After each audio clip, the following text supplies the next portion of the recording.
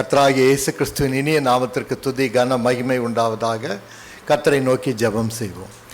இரக்கம் நிறைந்த அன்புள்ள இயேசு சுவாமி, எங்கள் சுய பலத்தினாலோ சுய ஞானத்தினாலோ அல்ல சுவாமி, கிருபை நிறைந்த உம்முடைய இரக்கங்களினால் வசனங்களை அறிந்து உணர்ந்து அதன்படி ஜீவிக்க எங்களை ரட்சித்தருளும். கர்த்தராகிய இயேசு கிறிஸ்துவின் இனிய நாமத்தில் வேண்டிக் கொள்கிறோம் பிதாவே, ஆமென். இந்த அருமையான காலை வேளையில் கர்த்தருடைய செய்தியை பகிர்ந்து கொள்வதற்கு கர்த்தர் கட்டளையிட்ட கிருபைக்காக நான் கர்த்தரை ஸ்தோத்திரிக்கிறேன். என்னை குறித்து ஏராளமான காரியங்களை என்னுடைய நண்பரும் சகோதரரும் பகிர்ந்து கொண்டாலும் வேதத்தை கையில் வைத்துக்கொண்டு வெறுங்காலில் நிற்பதை போன்ற ஒரு பெரிதான அறிமுகம் எதுவுமே இல்லை. கர்த்தருடைய பெரிதான கிருபினால் உலகத்தில் பல்வேறு நாடுகளில் நான் பயணங்களை மேற்கொண்டு செஞ்சாலும் என்னுடைய ஒரே ஒரு சந்தோஷம் பைபிள் பிடிச்சுன்னு பேர்ஃபுட்டாக நிற்கிறது தான். That is the greatest blessing. எனவே அந்த ஒரு பெரிய ஆசீர்வாதம், ஐயா சொன்னது போல சிறு வயது தொடங்கி நம்மை கர்த்தரிடம் ஒப்புவிக்கும் போது ஏற்ற காலங்களில் அவர் உயர்த்துவார் என்பதை அறிந்து அதன்படி ஜீவிக்கிறோம். எனவே இந்த நாளின் செய்திக்கு செல்வதற்கு முன்னதாக கிறிஸ்மஸ் முடிஞ்சிடுச்சா? முடிஞ்சிடுச்சு. எப்போ ஆரம்பிச்சிச்சு? 24th மிட் நைட்டா, இல்லை 25th மார்னிங்கா, இல்லை பூண்டு உரிக்கும் போதா? எப்போ ஆரம்பிச்சு எப்போ முடிஞ்சிச்சு? மூணாவது கேள்வி, கிறிஸ்மஸ் முடிஞ்சிடுச்சா கிறிஸ்மஸ் தொடர்ந்து கொண்டிருக்கிறதா? மூணுத்துக்கும் ஆமாம் சொல்லிட்டீங்க. ஆரம்பிச்சிச்சுன்ட்டீங்க, முடிஞ்சிச்சுன்ட்டீங்க, தொடர்ந்து கொண்டு இருக்கிறதுன்றீங்க. புத்தாண்டு காத்து கொண்டு இருக்கிறீர்களா? ஆமாம். குறிப்பாக என்னத்தை காத்து கொண்டிருப்பீங்க புத்தாண்டு முதல் நாளில்?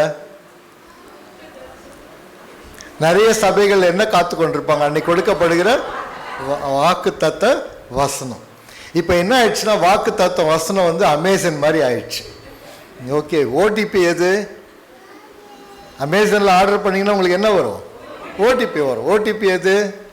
நமக்கு இப்போ கிறிஸ்டியன்ஸ்க்கு ப்ரேயர் பண்ணிட்டு அமேசானில் ரிக்வஸ்ட் போட்டு 1ஆம் தேதி கொடுத்துட்ற மாதிரி வச்சுக்கிறோம். இதில் என்ன ஒரு இன்ட்ரெஸ்டிங்னா, 1ஆம் தேதி வர்ற வசனத்தை 6ஆம் தேதிக்குள்ளே மறந்துடுவோம். அது எந்த நாளுக்கான வாக்கு தத்துவம்? அந்த ஆண்டுக்கான வாக்கு தத்துவம். சரி, 2024 வாக்கு தத்துவ வசனம் சொல்லுங்க. அப்படியெல்லாம் இல்லை. மிக்க நன்றி, வாழ்த்துக்கள். உண்மையில சொல்கிறேன், பாராட்டப்பட வேண்டியது. ஏன்னா ஒரு நாள் இந்த செய்தியின் கடைசியில் நான் சொல்கிறேன், ஒரு தடவை என்ன பண்ணோம், எங்கள் வீட்டில் நாங்கள் உட்காந்து ஜெபம் பண்ணி நம்ம கர்த்தர்கிட்ட வசனத்தை கேட்போம். அவர் என்ன வசனத்தை சொல்கிறாரோ நம்ம என்ன பண்ணுவோம், அதன்படி செய்வோம். நம்ம வீட்டில் பார்த்தீங்கன்னா எல்லா வசனம் மாட்டி இருக்கிறீங்களா? வீட்டில் மாட்டிக்கிறீங்களா? எல்லா வசனம் பாருங்கள், எல்லா வசனமும் என்ன இருக்கும்? ஆசீர்வாதம் தான். சந்தோஷம் ஆசீர்வாதம், சந்தோஷம் ஆசீர்வாதம். எங்கன்னா 10 கட்டளை மாட்டி இருக்கிறோமா? என்னைக்குன்னா காலையில் எழுந்து இன்று கொலை செய்யாது இருப்பாய ஃபஸ்ட்டு போகிறோமா? இல்லை. இன்று பொய் பேசாதன்னு ஃபஸ்ட்டோம்னா நம்ம இன்றைக்கி ஒரு புத்தாண்டில் நீங்கள் இன்றைக்கி வாசிக்க கேட்ட உபாகமத்தை எடுத்துக்கங்க. 11ஆம் என்ன வருது? கர்த்தர் என்ன சொல்கிறாரு? இஸ்ரவேல் மக்கள் கானான் தேசத்துக்குள்ளே போக போகிறாங்க. அவங்க போகிறதுக்கு காத்து கொண்டிருக்கும் போது கர்த்தர் மோசே மூலமாக என்ன சொல்கிறாரு? இன்று நான் என்ன வைக்கிறேன் உங்களுக்கு முன்னால்? ஆசீர்வாதத்தை வைக்கிறேன், சாபத்தை வைக்கிறேன். நீங்கள் கர்த்தருடைய கை கட்டளைகளை பின்பற்றினால் ஆசீர்வாதத்தை காண்பீர்கள், பின்பற்றாவிட்டால் சாபத்தை காண. இந்த மெசேஜை மட்டும் ஜனவரி 1 எந்த சர்ச்சில்னா கொடுத்தோம்னா அடுத்த நாள் கூப்பிட மாட்டாங்க. ஏன்னா ஃபஸ்ட் அன்னைக்கு ஏன் சார் சாபம் சொல்கிறீங்க? ஃபஸ்ட் அன்னைக்கு என்ன சொல்லணும்? திராட்சை ரசம் பெருக்கணும், கோதுமை பெருக்கணும், பீட்சா பெருக்கணும். இப்போ கோதுமைலாம் பேசினா உங்களுக்கு புரியாது. பர்கர் பெருக்கணும், ஓகே, இப்படி தான் பெருக்கணும். சாப்ஸ் கிடைக்கணும் எவ்ரிடே. ஓகே, ஸோ நம்ம என்ன பண்ணுறோம்? மைண்ட் செட்டை ஆசீர்வாதத்தோடு மட்டும் நம்ம வச்சுருக்கோம். இன்றைக்கான செய்தி அதுதான். இன்றைக்கான செய்தி சில கேள்விகள். 2025 ஐயா ஜபம் பண்ணது போல் 24 கடந்து கிட்டத்தட்ட எண்டுக்கு வந்துட்டோம். கர்த்தருடைய பெரிதான கிருபையினால நாம் நிர்மூலமாகாமல் இருப்பது அவருடைய கிருபை. அதனால தான் இந்த இடத்துல நாம் உட்கார்ந்து இருக்கிறோம், செய்தி கேட்டுக்கொண்டிருக்கிறோம். 25 எப்படி இருக்க போகுதுன்னு நமக்கு தெரியாது. ஆனால் நமக்கு வாஞ்சை இருக்குது. உடம்பு சரியாகணும், கடன் அடைக்கணும், பிள்ளைங்களுக்கு திருமண காரியம் நடக்கணும், படிக்கிற பிள்ளைங்க நல்லா படிக்கணும். அது அவங்க தான் படிக்கணும். நம்ம என்ன ஜபம் பண்ணாலும் அவங்க தான் படிக்கணும். அப்படி எல்லா காரியங்களும் நம்ம 2025க்கு எதிர்பார்த்து கொண்டிருக்கோம். இப்போ கேள்வி என்னன்னா, இந்த ஆசீர்வாதத்தை எப்படி பெற்றுக்கொள்வது? பெற்றுக்கொண்ட ஆசீர்வாதத்தை என்ன பண்ணுறது தான் இன்றைக்கான செய்தி. இந்த ஆண்டின் கடைசியில் வரப்போகிற செய்தி அதுதான். இந்த செய்திக்கு ஆதாரமாக அடிப்படையாக ஒரு நிகழ்வை சொல்கிறேன். அந்த நிகழ்வு என்னென்னா, ஒரு நபர், ஒரு மனிதன் காலையில் எழுந்து பார்த்தா முகத்தில் ஏதோ ஒரு கரை படிஞ்சிட்டு இருந்துச்சு. கறி பூசினா அந்த சமையல் பண்ணிட்டு கறி பூசின மாதிரி ஒன்று. போய் கண்ணாடியில் பார்த்தா, கண்ணாடியில் முகத்தில் பார்த்தா தெரியுது, அந்த கரை தெரியுது. உடனே என்ன பண்ணார், நல்ல ஒரு துணி எடுத்து கண்ணாடியை தொடர்ந்து தொடச்சார். சரிங்களா? தொடச்ச பிறகு என்னாச்சு? போல. சரி பார்த்தாரு, இது சரிப்பட்ட வராதுன்னு தண்ணி வச்சு அந்த துணியை வச்சு அதுலேயும் தொடச்சார். என்னாச்சு? போல. எதை தொடச்சா போகும்? கண்ணாடியில் எதை வச்சு தொடச்சா போகும்? கண்ணாடியில் சர்ஃப் எக்ஸலோ இல்லை ஏதோ வச்சு எது தொடச்சா அவர் முகத்தில் இருக்கிற கரை போகும்? போகாது. அவர் கரை போகணும்னா எங்கே துடைக்கணும்? முகத்தை துடைக்கணும். இன்றைக்கு நம்முடைய வாழ்க்கை, நம்ம பார்க்கிற கண்ணாடி நம்மளுடைய வாழ்க்கை, நம்ம முகத்தில் இருக்கிற கரை நம்முடைய எண்ணங்கள், நம்முடைய செயல்கள். நம்முடைய எண்ணங்களையும் செயல்களையும் நம்ம சுத்தப்படுத்தலன்னா வாழ்க்கை என்னவா இருக்காது? சுத்தமா இருக்காது. மாங்கொட்டை போட்டா என்ன வரும்? தென்னை மரம் தான் வரும். எப்படி நீங்க மாமரம் சொல்றீங்க? ஆணித்தரமா சொல்றீங்களா? எதை வச்சு சொல்றீங்க? நீங்க யாருன்னா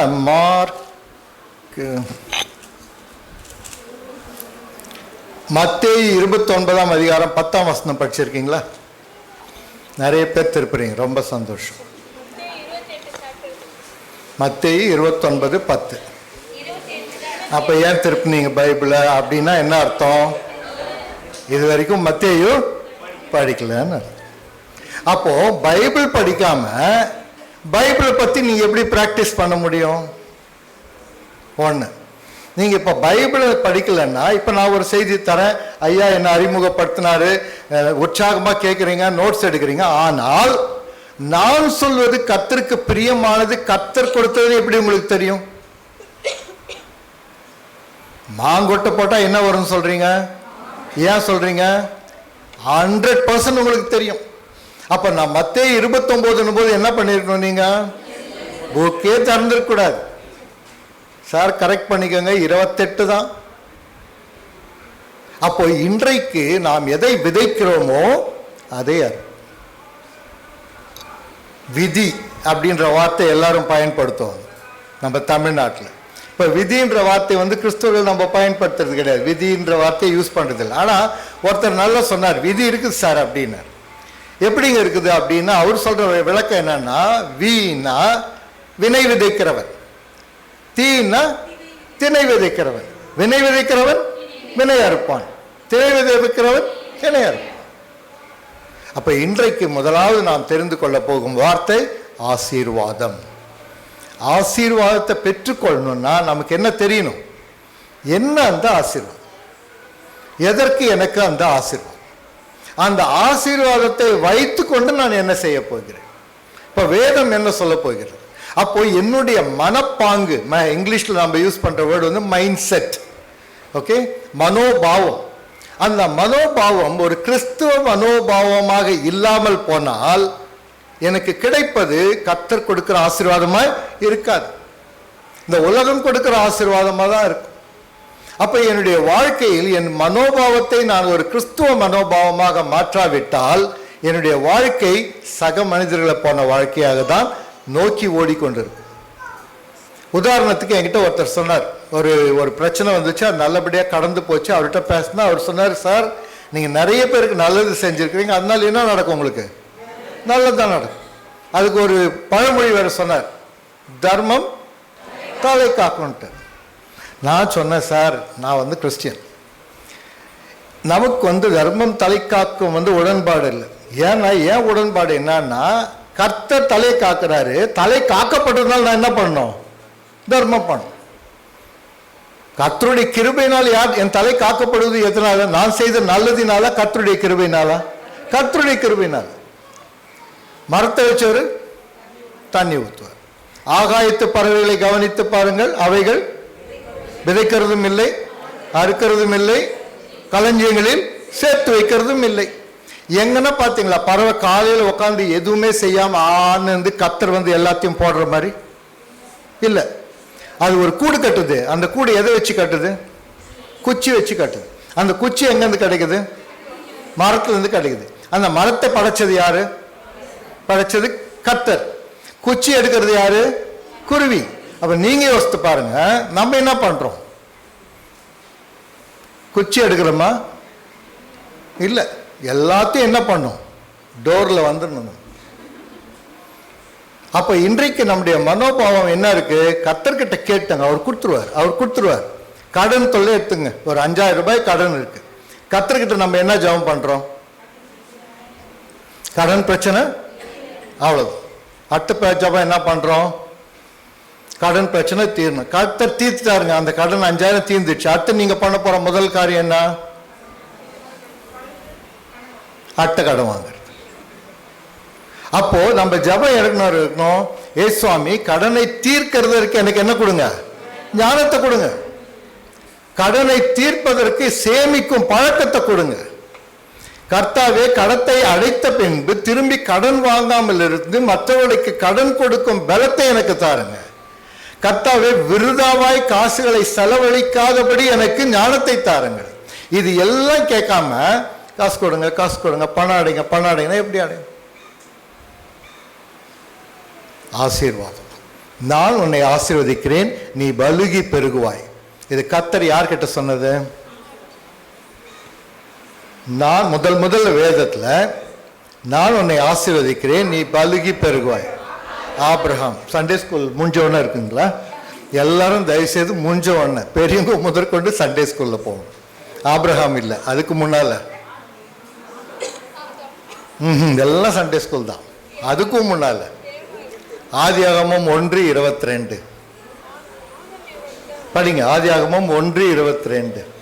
தேவன் அவைகளை ஆசீர்வதித்து, நீங்கள் பலுகி பெருகி சமுத்திர ஜலத்தை நிரப்புங்கள் என்றும் பறவைகள் பூமியில் பெருக கடவுது என்றும் சொன்னார். எப்ப சொன்னாரு?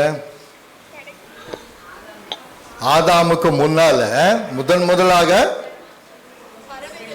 பறவைகள், in other words living creatures, எப்பொழுது உயிர் படைக்கப்பட்டதோ அப்ப கர்த்தர் சொல்ற முதல் வார்த்தை ஆசீர்வதிக்கிறார். பலுகி பெரிய ஆசீர்வதிக்கிறார். சோ blessing உடைய ஃபர்ஸ்ட் ரூல் என்ன? லைஃப். இன்றைக்கு நாம் வாழும் வாழ்க்கை கர்த்தருடைய ஆசீர்வாதம். அதுக்கப்புறம் தான் மீதி எல்லாம். அப்ப லைஃப்னா என்னது? வாழ்க்கைனா என்னது? நம்ம நினைச்சுக்கிறோம் நமக்கு வேண்டியதெல்லாம் கிடைக்கும் போது, வீடு கிடைக்கும் போது, கார் கிடைக்கும் போது, பஸ் கிடைக்கும், தேவையானது கிடைக்கும் போது அது லைஃப் இல்லை. கர்த்தர் ஆதாமின் சுவாசத்தில், அவருடைய சுவாசத்தை விட்டு ஆதாமை என்ன ஆக்கினார்? அந்த மண்ணில் உருவாக்கப்பட்ட அந்த மனிதனை என்ன ஆக்கினார்? ஜீவ ஆத்துமா ஆனார். அப்ப இங்க அமர்ந்திருக்கிறவர்களாம் யாரு? நம்மளாம் யாரு? ஜீவ ஆத்துமா. நமக்கு ஒரு பேர் கொடுத்திருக்கு. எனக்கு ரவின்னு ஒரு பேர் கொடுத்திருக்காரு கர்த்தர், ஜீவ ஆத்துமா. சாமுவேல் ரவி, என் பேர் சாமுவேல் ரவி. ஸோ எனக்கு பேர் கொடுத்திருக்காரு. அந்த ஒரு காலத்துக்கு அப்புறம் என்ன ஆயிடும்? இந்த சாமுவேல் ரவின்ற உடம்பு என்ன ஆயிடும்? போயிடும். ஆத்துமா எங்க போனோம்? கர்த்தர்கிட்ட போனோம். அதனாலதான் கர்த்தர் சொல்றாரு, மதிகேடனே, இன்று இரவு உன்னுடைய ஆத்துமா எடுத்துக்கொள்ளப்படுமானால். அப்ப யோசித்து பாருங்க, நம்முடைய வாழ்க்கையில முக்கியமானது எது? ஆத்துமா. நம்முடைய லைஃப் எது? ஆத்துமா. ஆனா நம்ம ஸ்பெண்ட் பண்றது எதுக்கு? சரீரத்துக்கு. சரீரத்துக்கு ஸ்பெண்ட் பண்ணணுன்றது தப்பு கிடையாது, சாப்பிட்டு தான் ஆகணும், இல்லைன்னு சொல்ல. ஆனால் அதை விட முக்கியத்துவம் எது? ஆத்துமா. 119 சங்கீதம் 25 என் ஆத்துமா மண்ணோடு ஒட்டி கொண்டிருக்கிறது, உமது வசனத்தின்படி என்னை உயிர்ப்பியும். ஆத்துமா எங்க ஒட்டி கொண்டிருக்கிறது? மண்ணோடு ஒட்டி. எது மண்ணுக்கு போக வேண்டியது? சரீரம். ஆத்துமா எங்க இருக்க வேண்டியது? கர்த்தர்கிட்ட இருக்க வேண்டியது. கர்த்தர்கிட்ட இருக்க வேண்டிய ஆத்துமா எங்க இருக்கு? மண்ணோட ஒட்டி. இதனால்தான் நம்முடைய வாழ்க்கையில நம்முடைய பிரச்சனைகளை நம்மளால் தீர்க்க முடியாது. என்னன்னா, நாம் ஆலயத்துக்கு என்னத்தை கொண்டு வரோம்? உடம்பு கொண்டு வரோம். நாம் கர்த்தர்கிட்ட என்ன கேட்கிறோம்? உடம்புக்கு தேவையானதை கேட்கிறோம். ஆத்மாவை கொண்டு வர்றது. சீனாய் மலை, சீனாய் மலை மேல மோசே இருக்கிறார். மலை அடிவாரத்தில் யார் இருக்கிறாங்க? அதுக்கு முன்னால கீழே ஆரோன் இருக்காரு. அதுக்கு நடுவில் யார் இருக்காரு? யோசுவா இருக்காரு. காத்துன்னு இருக்காரு மோசே வரணும். மோசே எங்க இருக்காரு? மலை மேல இருக்காரு. மோசே மலை மேல இருக்க, யோசுவா எங்க இருக்காரு? மலை அடிவாரத்தில் மோசே வருவதற்காக காத்து கொண்டிருக்கிறார். ஆரோன் எங்க இருக்கிறாரு? கீழே நின்று என்ன பண்ணிருக்காரு? கண்ணுக்குட்டி பண்ணிருக்கிறார். யோசித்து பாருங்க, நம்மள அந்த இடத்துல வச்சு பாருங்க, நம்ம எங்க இருக்கிறோம்? மோசே தேவன் கிட்ட இருக்காரு, யோசுவா தேவன் வர காத்து கொண்டிருக்கிறார், தேவ செய்தி வர காத்து கொண்டிருக்கிறார், ஆரோன் கன்றுக்குட்டிகளை பண்ணி கொண்டு உலகத்தில் வாழ்ந்து கொண்டிருக்கிறார். இந்த மூணுல நம்ம எங்க இருக்கிறோம் தெரியல. இப்ப எங்க இருக்கிறோம்? சர்ச்சுக்குள்ள எங்க இருக்கோம்? மோசையா இருக்கிறோம். வெளியே போன பிறகு யாரும் ஆர்வம் போறவங்களும் இருக்கிறாங்க. அட்லீஸ்ட் யோசுவா வரைக்கும் போகும். திங்கக்கிழமை செவ்வாய்க்கிழமை வரைக்கும் என்னவா இருப்போம்? யோசுவாவா இருப்போம். புதன்கிழமை என்ன ஆயிடுவோம்? ஆர்வன் ஆயிடுவோம். ஞாயிற்றுக்கிழமை மோசே. இப்படி மோசே யோசுவா ஆரோன், மோசே யோசுவா ஆரோன் சுத்தின்னு இருந்தா நம்ம எப்படி கர்த்தருடைய ஆசீர்வாதத்தை பெற்றுக்கொள்வது, கர்த்தருடைய ஆசீர்வாதத்தை புரிந்து கொள்வது? நம்முடைய உடல் எதோடு ஒட்டி கொண்டு இருக்கிறது? மண்ணோடு ஒட்டி கொண்டு இருக்கிறது. இப்போ T20 மேட்ச் தெரில, 2020 T20 2020 எனக்கு அதான் அவ்வளோ கிரிக்கெட் பார்க்கறதில்ல, பார்த்துருந்தேன், போர் அடிச்சு விட்டேன். T20 கிரிக்கெட் மேட்ச் நடக்குதுன்னு வச்சுங்க, உலக கோப்பை கிரிக்கெட் மேட்ச் நடக்குதுன்னு வச்சுங்க. இப்போ நான் செய்திக்கு இடையே கிரிக்கெட்னு ஒரு வார்த்தை யூஸ் பண்ணிட்டேன்னா இங்கே இருக்கிற இளைஞர்கள் அல்லது இளைஞர்களுக்கெல்லாம் மனசு எங்கே போயிடும்? கிரிக்கெட் போயிடும். இதுக்கு மேலே நான் சொல்கிற செய்தி உங்களுக்கு போகுமா? போகாது.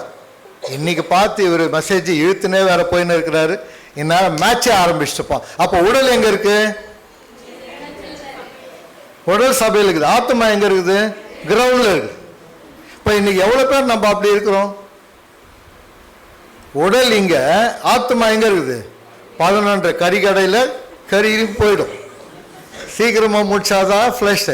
முக்கியமாக நிறைய பேர் என்ன பண்ணிட்டு இருப்பீங்க? இப்போ வாங்கி வச்சுட்டு வந்துட்டுப்பீங்க. எங்கள் வீட்டில் பண்ண மாதிரி, எங்கள் வீட்டில் சொல்லிட்டாங்க நேற்றே, வாங்கி வச்சுட்டு நீ போய் 12க்கு வருவேன், அதுக்கு மேலாம் பூண்டு உரிக்க முடியாது.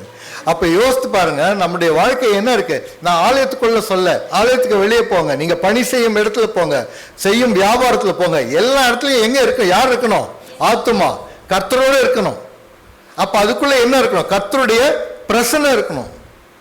அப்போ நம்முடைய வாழ்க்கை மோசே தேவனோடு இருந்தது போல எவ்வேளையிலும் நம்ம யார்கிட்ட இருக்கணும்? இயேசுவோடு. ஒரு வசனம் சொல்லுது, தேவன் அவருடைய எல்லா இடத்துலையுமே மோசையை உத்தமனாக காண்கிறார். இன்றைக்கு கர்த்தர் அதான் நம்ம வாசி கேட்டா சங்கீதம் 15 பார்த்தீங்கன்னா என்ன வருது? எல்லா இடத்தையும் யார் யார் அசைக்கப்படுவதில்லை? பரிதானம் வாங்காதவனும், தவறான காரியங்களில் ஈடுபடாதவனும், ஆணையிட்டாலும் தவறாமல் காசை செலுத்துகிறவனும், வட்டிக்கு வாங்காது இருக்கிறவன் என்றும் அசைக்கப்படுவதில்லை. அப்ப இன்றைக்கு நம்ம அசைக்கப்படுறோம்னா என்ன? நாம் ஆசீர்வாதத்தை புரிந்து கொள்ளவில்லை. நாம் புரிந்து கொண்ட ஆசீர்வாதம் மெட்டீரியல் ஆசீர்வாதம். நாம் புரிந்த ஆசீர்வாதம் நமக்கு தேவையான பிசிக்கல் ஆசீர்வாதம். சொல்றாரு, உன்னை அபரிதமாக நான் ஆசீர்வதிக்கிறேன். ஒருவேளை ஐயா சொன்ன பிரகாரம் இப்போ இலங்கையில் நான் இருக்கிறேன், அங்கே ஒரு பொசிஷனில் இருக்கேன். ஒருவேளை நீங்கள்லாம் நினைக்கலாம், பரவாயில்லைங்க, நீங்கள் சுலபமாக சொல்லிடுவீங்க, வந்தீங்க, மெசேஜ் கொடுத்துட்டீங்க, காஃபி டீ இருக்குங்களா? முடிஞ்சு பாருங்க, காஃபி இருக்குது, நீங்கள் பாட் குடிச்சிட்டு கார் ஏறிடுவீங்க, எங்கனாலும் உங்களுக்கு தெரியாது சார்ன்னு சொல்லாதீங்க. நாங்கள் எல்லாத்தையும் தாண்டி வந்தோம். ஐயா தான் கேட்டேன், இது எத்தனை வருஷமா இருக்கீங்கன்னு. அவர் சொன்னார், பின்னால் இருக்கிற ஹட் அதில் ஆரம்பிச்சதுன்றார். கடந்து வந்த பாதையை பாருங்க, சுலபமான பாதை கிடையாது. இங்க நிக்கிற எல்லாருமே அப்படியே ராயலா வர்றது கிடையாது. எனக்கு 1987 புற்றுநோய் டயக்னோஸ் பண்ணாங்க. 90s ஆக்சிடென்ட் ஆகி ஹெட் இன்ஜுரி ஆச்சு. சுனாமி ரிலீஃப்க்கு இலங்கையில் பணிபுரியும் போது முதலைகளுக்கு நடுவில் பணிபுரிஞ்சோம். இறந்த பாடிஸ் எல்லாம் ஊர்ன தண்ணியை தான் நாங்கள் குடித்தோம். இப்படி தாண்டி தாண்டி தாண்டி தாண்டி வந்து தான் இந்த இடத்துல நின்று நிற்கிறோமே தவிர நேரம் நம்ம ராயல்ஹுட்லேருந்து வர்றதில்லை. அப்படிப்பட்டவங்களை கர்த்தர் அழைத்தே வரமாட்டார். அப்போ ஆசீர்வாதம் என்பது என்ன? முதலாவது தெரிந்து கொள்ள வேண்டியது, இட் இஸ் லைஃப். அந்த லைஃப் என்பது என்ன? வாழ்க்கை என்பது என்ன? ஆத்துமா. கர்த்தருக்குள் நங்கூரமாய் இருக்க வேண்டிய ஆத்துமா. அதுதான் முதல்ல தெரிஞ்சுக்க வேண்டியது. இந்த சபை ஆசீர்வதிக்கப்பட்டிருக்கிறதா? ஆமா. இந்த நிலம் ஆசீர்வதிக்கப்பட்டிருக்கிறதா? ஆமா. 30 ஆண்டுகளுக்கு முன்னால் இந்த நிலம், 100 ஆண்டுகளுக்கு முன்னால் இந்த நிலம் என்னவா இருக்கும்? காடா இருந்திருக்கும், கழனியா இருந்திருக்கும். ஊரும் பிராணிகள் போயிருந்திருக்கும், எல்லாமே போயிருக்கும். ஆனா இந்த இடத்துக்கு எல்லாருமே என்ன பண்ணும்? செருப்பு எங்க? வெளியே. ஏன்? இந்த இடம் மாறிடுச்சு. பக்கத்தில் ஒரு பில்டிங் இருக்கு, அது வீடுன்றீங்க. இதுவும் ஒரு பில்டிங் தான், ஆனால் இது பில்டிங் சொல்ல என்னன்னு சொல்றீங்க? ஆலயம் சொல்றீங்க. ஏன்னா கர்த்தருடைய பிரசன்னம் இருக்கிறது. ஆனால் இந்த கிராம பகுதியில் வரும்போது எனக்கு ஒரு மிக சந்தோஷம் என்னன்னா, எல்லாரும் காலணிகளை வெளியே விட்டு வர்றதா. சிட்டியில் யாருமே விடுறது, எல்லாமே உள்ள போட்டுனே தான் நன்று நிற்பாங்க. அது எதுக்குன்னு எனக்கே தெரியல. நான் மட்டும்தான் வெளியே விட்டு வருவேன். காணாமல் போய்டுவோம். நாங்கள் போனால் போட்டோம், என்ன இருக்குது அதில் போயிட்டு. இல்லை வெளியே உட்காந்து செய்தி கேளுங்க, செருப்பு வச்சுன்னு.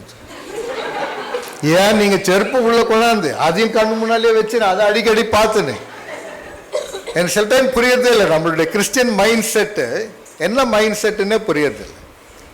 பரிசுத்த ஸ்தலம் போது வெளிநாட்டில் இருக்கிறீங்க, பனி கொட்டுது, காலெல்லாம் கழட்ட முடியாதுன்றது வேற விஷயம். பட் எனிவே அது வேற டாபிக், அப்புறம் போவோம். ஆசீர்வாதம். இப்போ ஆசீர்வாதத்துக்கு ஒற்றை இன்னொரு வார்த்தை இருக்கு. என்ன வார்த்தை? சாபம். நமக்கு பிடிக்காத வார்த்தை. நீங்கள் உபாகமம் 28 வீட்டில் போய் படிச்சு பாருங்க. 10ஆம் வசனம் வரைக்கும் தான் படிப்பீங்க. ஏன்னா 10ஆம் வசனம் வரைக்கும் என்ன கூறப்பட்டிருக்குது? ஆசீர்வாதம். அதுக்கப்புறம் என்ன கூறப்பட்டிருக்குது? சாபம். படிக்க மாட்டோம். ஒரு சபையில் ஒரு பிரசங்கி, அவர் சபையின் போதகர் வந்து செய்தி கொடுத்தார். முடிஞ்ச உடனே சபையினுடைய ஒரு பர்சன் வந்து போதகரை பார்த்து, ஐயா இன்றைக்கான செய்தி ரொம்ப பொய் பேசாதீங்கன்னு செய்தி கொடுத்தீங்க, ரொம்ப நல்லா இருக்கு அந்த செய்தி. அந்த செய்தி யாருக்குன்னா, நம்ம சர்ச்சில் ஒருத்தர் பேர் சொல்லிட்டார், அவருக்கு தான் சார் அந்த செய்தி கரெக்ட் அப்படின்ட்டார். போதகருக்கு கஷ்டம், அவர் எல்லாருக்கும் சொன்னார், இவர் ஒருத்தரை காமிச்சாருன்னு சொல்லி விட்டுட்டு அடுத்த வாரம் வந்து திருடாதேன்ற மாதிரி பேசினார். மறுபடியும் ஆலயம் முடிஞ்ச பிறகு அவர் வந்து போதகரை பார்த்து சொன்னார், ஐயா எனக்கு அருமையான செய்தி, ஆனால் திருடாது யாருக்குன்னா அவருக்கு, இன்னொருத்தர் பேரை சொல்லி அவருக்கு. இப்படி ஒரு செய்தியும் ஒருத்தர் பேர் சொல்லின்னு வந்தார். ஒரு நாள் நல்ல மழை, ஹெவி ரெயின், யாருமே இல்லை, இவர் மட்டும் மாட்டினார். ஸோ போதகருக்கு ரொம்ப குஷி ஆயிடுச்சு. புறம் கூறாதே, பிறனை பற்றி பேசாதேன்னு என்னன்னாலும் சொல்ல முடியுமோ அவ்வளவு சொல்லிட்டார். முடிஞ்ச ஒன்றும் வந்தார் அவர் வந்து என்ன சொன்னார், பார்த்தீங்களா இன்னைக்கு பார்த்து இதை கேட்க வேண்டியவங்களாம் வராமல் போயிட்டாங்க. அப்போ என்ன அர்த்தம்? ஆசீர்வாதம்னா அது யாருக்குரியது? நமக்குரியது. நீதிமான்னா யாரு? நம்ம தான். பாவின்னா யாரு? பக்கத்தில் உட்காந்துக்கிறோம். அப்ப இன்றைக்கு சாபம் என்ற வார்த்தை நம்ம என்ன பண்றோம்? தவிர்க்கிறோம். இல்ல, எங்க ஆசீர்வாதம் இல்லையோ அங்க என்ன இருக்கும்? சாபம் இருக்கும். Where there is no blessing, automatically curse will flow in. வெளிச்சம், இருட்டு. இருட்டு எப்படி வருது? இருட்டை உருவாக்க முடியுமா? எப்படி பண்ண முடியும்? இருட்டு வேணா என்ன பண்ணணும்? நீங்க வெளிச்சத்தை எடுத்தாதான் என்ன வரும்? இருட்டு வரும். அப்போ சாபம் என்பது என்ன? ஆசீர்வாதத்தை எடுத்தீங்கன்னா என்ன ஆயிடுது? சாபம் ஆயிடுது. முதல்ல சபிக்கப்பட்டது யார்? சண்டே ஸ்கூல் மேண்டேட்டரிங்க, எல்லாருக்கும் சண்டே ஸ்கூல். சர்பம். ரெண்டாவது சபிக்கப்பட்டது யாரு? இல்ல, அடுத்த கூட மாட்டீங்கன்னு நினைக்கிறேன். எனக்கு ஏதோ அது மேண்டேட்டரியா தெரிஞ்சு.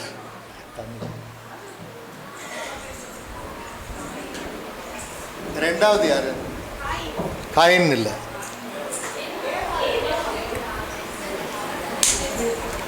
சாபம் என்ற வார்த்தை கர்த்தர் பயன்படுத்தினது முதலாவது சர்பம், நீ சபிக்கப்பட்டிருப்பா என்றார். ரெண்டாவது உன் நிமித்தம் சொல்லி ஆதாம் கிட்ட சொல்றாரு, உன் நிமித்தம் பூமி சபிக்கப்பட்டிருக்கும். ரெண்டாவது சபிக்கப்பட்டது பூமி. மூன்றாவது நீ சபிக்கப்பட்டு இந்த உலகம் எங்கும் சுற்றி தெரிவாயின்னு மூணாவது யாருக்கு சொன்னாரு? காயினுக்கு தான் சொன்னார். ஆதாமுக்கும் ஏவாளுக்கும் அவர் நேரடியாக என்ன வார்த்தையை உபயோகப்படுத்தல? சாபம் என்ற வார்த்தையை உபயோகப்படுத்தல. ஒரு கேள்வி கேட்குறேன், இந்த கேள்வி கொஞ்சம் காம்ப்ளிகேட்டட் தான். வேத வசனம் என்ன சொல்லுது? நீ ஏவாள் கர்த்தர் சொல்றாரு, நீ உன் கணவனை பற்றி கொண்டிருப்பா என்று. ஆனால் நீங்கள் என்ன சொல்றீங்க? ஏவாள் வந்து சாபம் வாங்கிட்டாங்கன்றீங்க. கணவனை பற்றி கொண்டிருப்பது சாபமா? இல்லையே. அப்போ கர்த்தர் என்ன சொல்றாரு? நீ செய்த நிமித்தம் என்ன ஆகுது? இந்த விளைவில் வருது. அப்போ 3 கர்ஸ் வருதாங்க. 3 கர்ஸுமே கர்த்தர் நேரடி. ஆனால் ஆதாமுக்கு ஏவாளுக்கு ஒரு பெரிய சாபம் வருது. என்ன சாபம்? 3ஆம் அதிகாரம், ஆதியாகமம் 3ஆம் அதிகாரம் கடைசி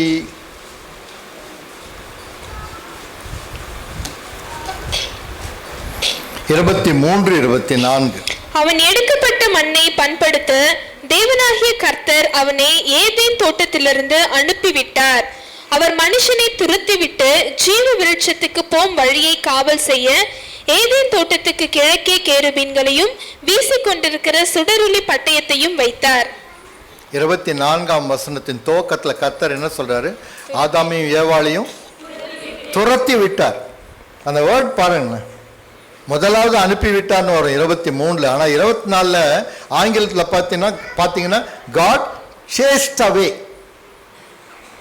ஏதேன் தோட்டல் கர்த்தர் அவர்களுக்காக செய்த ஏதேன் தோட்டத்திலிருந்து அவர்கள் துரத்தி விடப்படுகிறார்கள். That is the biggest curse. பெரிதான சாபம் என்ன? கர்த்தருடைய ஆசீர்வாதத்திலிருந்து பாவம் செய்தவர்கள் துரத்தி விடப்படுகிறார். இன்றைக்கு நாம் சிந்திக்க வேண்டிய அதுதான். நான் எங்க இருக்கிறேன்? நான் கர்த்தருக்குள் இருக்கிறேனா? கர்த்தருக்குள் ஆசீர்வாதத்தில் இருக்கிறேனா?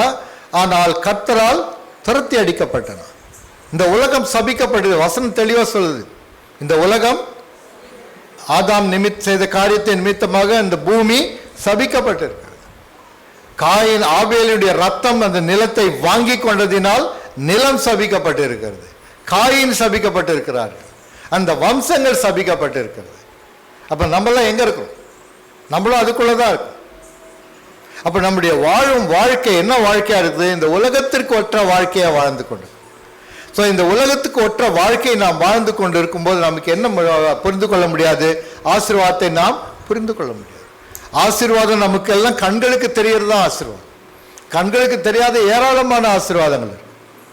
உங்களுக்கு ஒரு காசோலை செக் நிறைய நான் தமிழ் யூஸ் பண்ணுவேன்.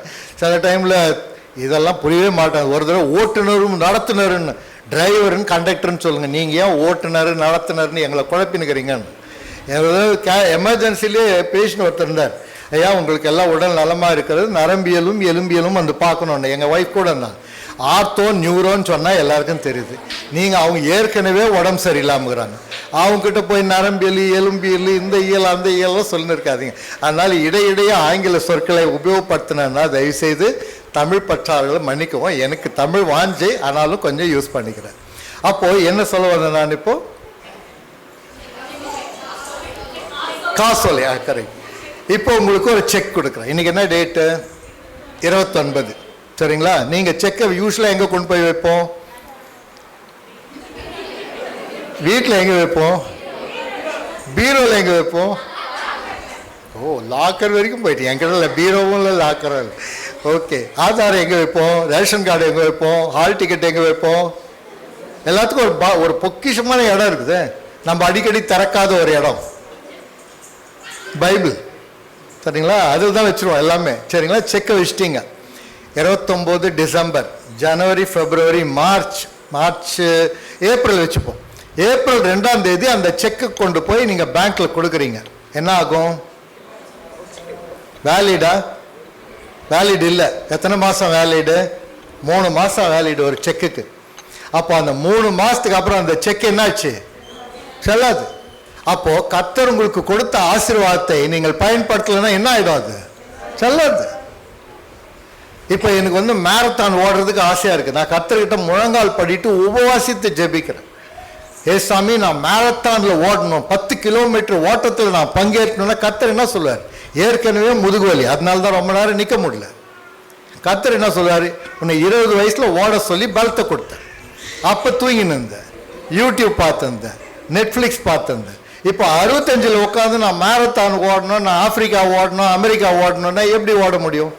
நான் என்னத்தை இழந்துட்டேன்? எந்த காலகட்டத்தில் எனக்கு கொடுக்கப்பட்ட ஆசீர்வாதத்தை நான் என்ன பண்ணிட்டேன்? இழந்துட்டேன். அப்போ கர்த்தருடைய ஆசீர்வாதத்துக்கு வேலிடிட்டி எவ்வளவு நேரம்? பைபிள்ல இருக்கிறதா நான் சொல்றேன். கர்த்தர் கொடுக்கிற ஆசீர்வாதம் வேலிடிட்டி 24 hours தான், 24 மணி நேரம் தான். எப்படி சொல்லுங்க? காலை தோறும் உம்முடைய கிருபை புதிதா. நேத்து ஓவர், நேத்து கிருபை ஓவர், வேலிடிட்டி ஓவர். இன்னைக்கு கிருபை புதிதா இருக்கிறது, இன்னைக்கு பிளஸ்ஸிங் புதிதா இருக்கிறது. அப்போ நேற்று கர்த்தர் உங்களுக்கு கொடுத்த பிளஸ்ஸிங்கை நீங்கள் பயன்படுத்தாவிட்டால், ஏற்ற காலத்தில் அவைகளை உபயோகப்படுத்தாவிட்டால் என்ன ஆயிடுச்சு? போயிடுச்சு. செக் மாதிரி தான். இன்றைக்கு நம்ம அவ்வளவு செக்குகளை இழந்திருக்கோம். திரும்பி பாருங்க, வாழ்க்கையில் கர்த்தர் எவ்வளவு கொடுத்துருக்காரு. ஆனால் அதெல்லாம் ஒன்று பின்வாங்கிட்டு இருப்போம். ஒன்று சோம்பேறித்தனமாக இருக்கும், இல்லை இயலாமையாக இருக்கும், இல்லை செல்ஃப் பிட்டி, என்னாலலாம் செய்ய முடியாதுங்க அதிலெல்லாம் கூப்பிடாதீங்க இருக்கும், இல்லை செல்ஃப் க்ளோரியாக இருக்கும், என்னை விட்டு ஆளே இல்லை என்னையும் கூப்பிடலன்ற அகங்காரமாக இருக்கும். ஏதோ ஒரு காரணம், இல்லை நாளைக்கு பண்ணலாம் தள்ளி போடுறதா இருக்கும். என்ன மாதிரி இப்படி என்ன பண்ணுறோம், நம்ம கொடுக்கப்பட்ட ஆசீர்வாதங்கள்லாம் இழந்துட்டோம். நம் சிந்தை அப்படி தான் போகுது. அதுதான் சொன்ன முதல்ல கிறிஸ்டியன் மைண்ட் செட். பிலிப்பியர் 4:13 தெரியுமா எல்லாருக்குமே? பிலிப்பியர் 4:13. இப்போ உங்களுக்கு டவுட் ஆயிடுச்சு, 4ஆம் அதிகாரம் இருக்குதா எங்க மத்தேயு 29 மாதிரி ஆயிடுமோன்னு பார்க்குறீங்க. பிலிப்பியர் 4:13 சின்ன பசங்களுக்கெல்லாம் நல்லா தெரியும். என்னை பலப்படுத்துகிற கிறிஸ்துவினாலே எல்லாவற்றையும் செய்ய என்னால் கூடும். அப்போ எங்க நம்ம செய்கிறோம்? எத்தனை பேர் நம்ம ஸ்கூலில் டாப்பர் நம்ம பிள்ளைங்க இருக்கிறாங்க? எத்தனை டாப் இதில் நம்ம மூவ் ஆகிறோம்? நான் டாப்ன்றதுக்காக நான் சொல்லலை, வரணும்னு சொல்லலை. ஆனால் யோசித்து பாருங்க, வசனம் என்ன சொல்லுது? என்னை பலப்படுத்துகிற கிறிஸ்துவினாலே, அழுத்தமாக சொல்லுங்க, எல்லாவற்றையும் செய்ய என்னால் கூடும். செய்யறோமா? இல்லை. ஏன்? நம்ம மைண்ட் செட் என்னாச்சு? பின்வாங்கி போகிற மைண்ட் செட் ஆயிடுச்சு. ஒரு எபிரேய ஸ்திரீ தான் பிரெக்னெண்ட்டாக இருக்கும்போது 3 காரியங்களை செய்வாங்க. ஒன்று தேவனோடு பிரார்த்திக்கிறது, ரெண்டாவது இசைக்கருவி. இசை is a great blessing to the baby growthக்கு. மூணாவது கணக்கு போடுவாங்க, மேத்ஸ். இதெல்லாம் அந்த வளர்ற பிள்ளைக்கு ஒரு ஆசீர்வாதமாக இருக்கும். வசனத்தை சொல்லினே இருப்பாங்க, அவங்க சொல்லியே அந்த வசனத்தை சொல்லி வளர்ப்பாங்க. அப்போ அந்த வசனத்தை சொல்லி அந்த பிள்ளையை வளர்க்கும் போது பிள்ளை பெருசாகும்போது என்ன சொல்லுவாங்க? உன் வாழ்க்கையில் நீ அட்லீஸ்ட் ஒரு நோபல் பிரைஸ் வாங்கணும்னு. எப்படி? ஒரு நோபல் பிரைஸ் ஒரு பிள்ளைக்கும் கற்றுக் கொடுக்குறது சின்ன வயசில். அப்படி என் பிள்ளைங்களுக்கு பேரண்ட் டீச்சர்ஸ் மீட்டிங் ஒரு தடவை போய் உட்காந்துருந்தேன் வெள்ளூரில். 2 பேர் போகிறாங்க, ஒரு பாட்டி ஒரு பையன் போகிறாங்க. பாட்டி சொல்கிறாங்க பையன்கிட்ட, நம்ம தாத்தா கலெக்டராக இருந்தார், நம்ம பெரிய தாத்தா தாசில்தாராக இருந்தார், அதுக்கு முன்னால் அந்த ஊர் பெரிய இருந்தார், நீ எப்படி வரணும்? அவங்கள மாதிரி வரணும். அப்போ பிள்ளை எப்படி சொல்கிறாங்க? நீ நல்ல பெரிய இதில் வரணும்னு வாழ்த்துன்னு போகிறாங்க. நான் அதை கேட்டு சந்தோஷமாக உட்காந்து. பின்னாலே இன்னொரு ஃபேமிலியும் போச்சு. நடந்தது தான் சார். அவங்க அந்த பையனையும் கூட்டின்னு போகிறாங்க. உன்னை பெத்தம் தருதல் பையனு எதனா ஒரு பிரயோஜனங்க தான். உன்னை பெற்று ஆட்டை பெற்றிருந்தா மாட்டை பெற்றிருந்தாலும் பரவாயில்ல, உங்கள் டீச்சர் என்னென்ன சொல்ல போகிறாங்களோ தெரில, அதை வாங்கி கட்டிக்கிறது. உங்கள் அப்பாவும் வரல, என்ன அனுப்பி விட்டாரு. ஸோ அந்த பையனுக்கு அவன் வாழ்கிட்ட போகிற வரைக்கும் என்ன அவன் மனம்? நம்ம ஒன்றுத்துக்கும் பிரயோஜனம் கிடையாது, நம்மளால் ஒன்றும் செய்ய முடியாது. வசனம் படிக்கிறது என்ன? பிலிப்பியர் 4:13. செயல்படுத்துறது என்ன? பின்வாங்கி போகுது. ஏன் அந்த gap between faith and practice? விசுவாசத்திற்கும் செயல்பாடுக்கும் என்ன அந்த இடைவெளி? சிந்தனை. நம்ம எந்த வளர்றோன்ற சிந்தனை மிக மிக முக்கியம். நம்ம எதற்குள் வளர்க்கப்படுகிறோம், நமக்கு என்ன போதிக்கப்படுகிறது, என்ன வசனங்கள் கொடுக்கப்படுகிறது, அனுதினமும் எதில் நம்ம நிலைத்திருக்கிறோம். யூதர்களை பாருங்களேன், பண்டிகை கொண்டாடுறாங்க. ஒரு கூடார பண்டிகை எப்படி தெரியுங்களா? எவ்வளோ பணக்கார இருந்தாலும் வீட்டை விட்டு வெளியே வந்து கூடாரம் போட்டு ஒரு வாரம் தாங்கணும். அதில் பிள்ளைங்க கேட்பாங்க, நம்ம ஏன் இவ்வளோ காசு இருந்தோம் பணம் இருந்தோம் கூடாரம் போட்டுனுக்குறோன்னா, அப்போ சொல்லுவார், அப்பா நம்ம ஆதியில் இப்படி இருந்தோம், வனாந்தரத்தில் சுற்றினோம், இப்போ இப்படி இருக்கிறோம். பிள்ளைகளுக்கு போதித்து வளர்க்குறாங்க. ஆனால் நம்ம என்ன பண்ணுறோம்? உனக்கு ஒன்றும் கவலைப்படாது, அப்பா பார்த்துக்கிறேன். எவ்வளோ கடன் இருக்குது பசங்களுக்கு தெரியாது, எவ்வளோ பிரச்சனை இருக்குது பசங்களுக்கு தெரியாது, எதுவுமே அவங்களுக்கு தெரியாமல் வளர்க்குறோம். அப்போ என்ன ஆகுது? பசங்களுக்கு எப்படி இருந்தாலும் எங்கள் அப்பா எனக்கு வாங்கி கொடுத்துருவார். ஏதாவது ஒரு கோர்ஸ், இந்த காலேஜில்னா அடுத்த காலேஜில்னா காலேஜே கிடையாது, விடு, கடைப்பட்டி வச்சுக்கிறேன். ஸோ மைண்ட் செட் என்ன ஆகுது? ஃப்ரம் த சைல்டுஹுட்டு அப்படியே தான் வருது. அப்போ நம்ம என்ன ஆகிடுறோம்? கர்த்தருக்குள் வளர்றதை விட்டுட்டு நம்ம என்ன பண்ணுறோம்? உலக காரியங்களில் வளர ஆரம்பிக்கிறோம். நம்ம பசங்களுக்கு நல்லா படிக்கிறியான்னு தான் கேட்குறோமே தவிர, கர்த்தருக்கு பயந்து இருக்கிறியா, கர்த்தருடைய வசனங்களில் நிலைத்திருக்கிறியான்னு நம்ம கேட்கறது கிடையாது. பஸ்கா பண்டிகை எப்படி ஆசரிச்சாங்க? பஸ்கா பண்டிகை தெரியும் இல்லை உங்களுக்கு? பஸ்கா பண்டிகைக்கு அதான் இஸ்ரேல் மக்கள் எகிப்திலேருந்து புறப்படுறாங்க. அன்னைக்கு ராத்திரியில் சங்காரக்காரன் இறங்கி எல்லா தலைச்சன் பிள்ளைகளையும் மறிக்கிறாங்க. இந்த நிகழ்வு அப்போ பஸ்கா பண்டிகை. கையில் தடியை வச்சுன்னு கசப்பான பதார்த்தமும் அந்த ஆட்டினுடைய கால் தடையும் அந்த கறியும் வச்சுட்டு சுடப்பட்டதை வச்சு வேகமாக சாப்பிட்றாங்க, கால்களில் பாதரட்சி அணிந்து கொண்டு. ஏன்னா அவங்க கிளம்பணும், விடுதலை பெறாங்க. பாவத்துல இருந்தும் சாபத்துல இருந்தும் விடுதலை பெற்று போறதுக்கு அப்படி பண்றாங்க. அப்ப அந்த பண்டிகை பாருங்க. அப்போ இந்த பண்டிகை இன்றைக்கும் யூதர்கள் கொண்டாடுறாங்க. நீங்க கொண்டாடும் போது என்ன பண்றாங்க, இதே யூதர் எவ்வளவு பணக்காரனா இருந்தாலும் இதே சாப்பாடு சாப்பிடும்போது பிள்ளைங்க கேட்கறாங்க, ஏன்பா நமக்கு இவ்வளோ இருக்குது, இருக்கும்போது நம்ம ஏன் இப்படி அவசர அவசரமா சாப்பிட்றோன்னா, இல்லப்பா உக்கார். ஆதியில நம்மளுடைய பெரியவங்கெல்லாம் எங்க இருந்தாங்க, வனாந்தரத்தில் இருந்தாங்க. கர்த்தர் காப்பாத்தி சங்காரக்காரன் அழிச்சு கூட்டின்னு வந்து செங்கடலை 2ஆ பிறந்து பத்திரமா நம்மளை கொண்டு வந்து இங்க விட்டு நம்மோடு இருக்கிறதுனால இன்னைக்கு நீ நானும் இப்படி இருக்கிறோம் சுபீட்சமான்னு பசங்களுக்கு கத்துறோம். கிறிஸ்துமஸ் நம்ம எப்படி கொண்டாடணும், பீஸுக்கே போராட்டம் இல்ல. பிரியாணி கரெக்டா இருக்குதா, பிரியாணி வந்துச்சா, புத்தாடி, நம்மளுடைய ஃபோக்கஸ்ல எங்க போயிடுச்சு, உலகத்துக்கு போயிடுச்சு. அது இருக்கணும், இல்லைன்னு சொல்ல, நானும் அன்னைக்கு சாப்பிட்டோம்னா இல்லைன்னு சொல்லல. பட் அதற்கு மேல ஆத்மா எங்க கிட்ட இருக்கணும், கர்த்தர்கிட்ட இருக்கணும். கர்த்தர்கிட்ட இல்லாத போது என்ன ஆயிடுது, இந்த நிலைமை ஆயிடுது. ஏசாயா 60ஆம் அதிகாரம் 2ஆம் வசனம் படிங்க. ஏசாயா 60:2. இதோ இருள் பூமியையும் காரிருள் ஜனங்களையும் மூடும், ஆனாலும் உன்மேல் கர்த்தர் உதிப்பார், அவருடைய மகிமை உன்மேல் காணப்படும். இருள் எங்க மூடுது, இருள் பூமியை மூடுது, காரிருள். என்ன வித்தியாசம், இருளுக்கும் காரிருளுக்கும் என்ன வித்தியாசம்? ஆங்கிலத்தில் வந்து டார்க்னஸ் அண்ட் டபுள் டார்க்னஸ்னு வரும் டிரான்ஸ்லேஷன்ல. இருள்னா என்ன, காரிருள்னா என்ன? பெரியவங்களுக்கு தெரியும். சின்ன அப்பெல்லாம் வந்து சைக்கிளில் போனோம்னா முன்னால் டைனமோ லைட்டு இல்லைன்னா சின்ன லைட் வச்சு அதில் கொளுத்திட்டு தான் அந்த ஓட்டும். அப்போ எங்கள் அப்பாட்ட கேட்டேன், இருட்டுச்சுன்னு எப்படிப்பா தெரியுதுன்னா, அப்பா சொல்லுவார், கையில் கைரேகை தெரியலன்னா என்ன ஆயிடுச்சு, இருட்டுச்சு அப்படின்னு. அப்போ நம்ம என்ன மூடிக்கொண்டு இருக்கிறது, காரிருள் மூடிக்கொண்டிருக்கிறது. அப்போ இந்த உலகத்தின் மக்களை காரிருள் மூடிக்கொண்டிருக்கிறது. ஒரே ஒரு காரியம் ஞாபகம் வச்சுங்க, சாத்தானுடைய பெரிய ஆயுதம் மொபைல் ஃபோன் கிடையாது. பசங்களுக்கெல்லாம் சந்தோஷமாயிடுச்சு. இன்னைக்கு வேற எது ஞாபகம் வச்சுக்கிறாங்களோ இல்லையோ, அவர் என்ன சொன்னார் இன்னைக்கு முழுசும் கேட்டுருங்க. சாத்தானுடைய ஆயுதம் வந்து மொபைல் ஃபோன் கிடையாது. சாத்தானுடைய ஆயுதம் வந்து டிவி கூட கிடையாது. சாத்தானுடைய ஆயுதம் அவைகள் எல்லாம். ஏன்னா கத்தி எடுத்துக்கோங்க, கத்தி நம்ம வீட்டில் இருக்கா, இருக்கு. சமைக்கிறதுக்கு அதை பயன்படுத்துகிறோம். எந்த காரியத்திற்காக அது பயன்படுத்தும் போது அது பாதுகாப்பாக இருக்கு. மொபைல் ஃபோன் கம்யூனிகேஷன் பாதுகாப்பு, டிவி செய்திகளை அறிந்து கொள்றது பாதுகாப்பு. ஆனால் சாத்தானுடைய பெரிய ஆயுதம் என்னன்னா நம்முடைய மனோ சிந்தனை, நம்முடைய மனோபாவம். மொபைல் நம்ம கையில் தான் இருக்குது, கண்ட்ரோல் நம்ம கையில் இருக்குது, ஆனால் இல்லையே.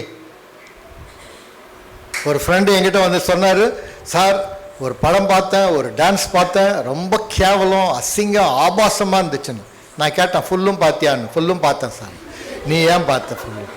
அதுதான் கேவலமாகுதுன்னா, இல்லை சார் அது பார்த்து மற்றவங்களுக்கு நான் சொல்லணும் எப்படி இருக்கு பாரு. அப்போ என்னாச்சு, we are addicted to worldly pleasure. ஒரு தடவை கர்த்தருக்கு சித்தமானால் வாலிபர்கள் மத்தியில் ஒரு சின்ன கூடுகை வைப்போம். அப்போ நான் உங்களுக்கு கற்றுக் கொடுக்குறேன், what is addiction and de addiction. Addiction நம்ம நினச்சினுக்கிறது வெறும் குடி போதை சிகரெட் பிடிக்கிறது இல்லை. அடிக்ஷன்ன்றது நம்ம உடம்புக்கு ஒரு டோப்பமீன். எது நமக்கு சந்தோஷம், டோப்பமீன் அதிகமாக போனால் சந்தோஷம் அதிகமாகும். ஸோ எது டோப்பமீன், எல்லாருக்கும் இருக்குது டோப்பமீன். செய்தி கொடுக்கும்போது என் டோப்பமீன் மேலே இருக்குது, சந்தோஷமாக இருக்குது. பாட்டு பாடும்போது மியூசிக் போடும்போது உங்கள் டோப்பமீன் ஹையாக இருக்குது. எப்போ டோப்பமீன் இறங்கிடுது, எனக்கு பிரியமில்லாத எனக்கு வேண்டியது கிடைக்காத போது இறங்கிடுது. இந்த பக்கம் எப்படின்னு தெரியல, இங்கே எப்படி இந்த பக்கம்லாம் டெய்லி சாப்ஸ் சாப்பிட்டா தான் தூக்கம் வரும்ன்ற மாதிரி தானே. அப்போ இன்னைக்கு நைட் நீங்கள் சாப்ஸ் வாங்கலைன்னா டோப்பமீன் லோ ஆகிடும். Natural human body. நீங்கள் என்ன சொல்லுவீங்க, ஐயோ இன்னைக்கு வாங்கலை, ஒரு 100 கிராமாவது வாங்கின்னு வந்து வீட்லையாவது செய்யும். டோப்பமீன் மேலே. அப்போ இவைகளை எல்லாத்தையும் கண்ட்ரோல் பண்ணுறது தான் நமக்கு கர்த்தர் என்ன கொடுத்துருக்காரு, வசனத்தை விட்டு if you go out. வசனம் தெளிவாக சொல்ல, வசனத்தின்படி நடக்கணும். இன்றைக்கு அதுதான் நான் சொன்னேன், மாங்காய் போட்டால் மாங்காய் தான் வரும்ன்ற மாதிரி வசனம் உங்களுக்கு தெரிஞ்சாதான். நான் சொல்றதுல தப்பு இருந்தால் கூட நீங்கள் என்ன சொல்லுவீங்க, ஐயா கிட்ட அடுத்த தடவை சொல்லும்போது, ஐயா அதில் எனக்கு கொஞ்சம் மாறுபட்ட கருத்து இருக்கு, ஏன்னா வசனத்துக்கு உட்பட்டு இல்லை. அதுவும் இந்த காலகட்டத்தில் நம்ம என்னவா இருக்கணும், ரொம்ப ஜாக்கிரதையாக இருக்கணும். ஏன்னா இன்றைக்கு 90% நாம் வசனத்தை பற்றி எழுதிய புத்தகங்களை படிக்கிறோம், வசனத்தை பற்றிய பாடல்களை பாடுகிறோம். ஆனால் எதை படிப்பதில்லை, வசனத்தை படிப்பது. நம்முடைய கோர் இதுதான், வசனம் தான். இன்னும் ஒரு மொபைல் பைபிள் இருக்குல்ல உங்ககிட்ட, ட்ரஸ்ட் மீ, இன்னும் ஒரு 5 இயர்ஸ்ல ஆட்டோமேட்டிக்கா அப்டேட் ஆகும். உங்க போன், உங்க பைபிள் அப்டேட் ஆகும். Technology paste. We live on earthly based. உலகத்தை சார்ந்த, தொழில்நுட்பத்தை சார்ந்த கிறிஸ்தவ வாழ்க்கை இல்லை. Bible makes it very clear. 2024 எண்ட்ல நாம் திரும்பியும் நம்மளை ஸ்திரப்படுத்தி கொள்ளணும்னா வேத வசனம்.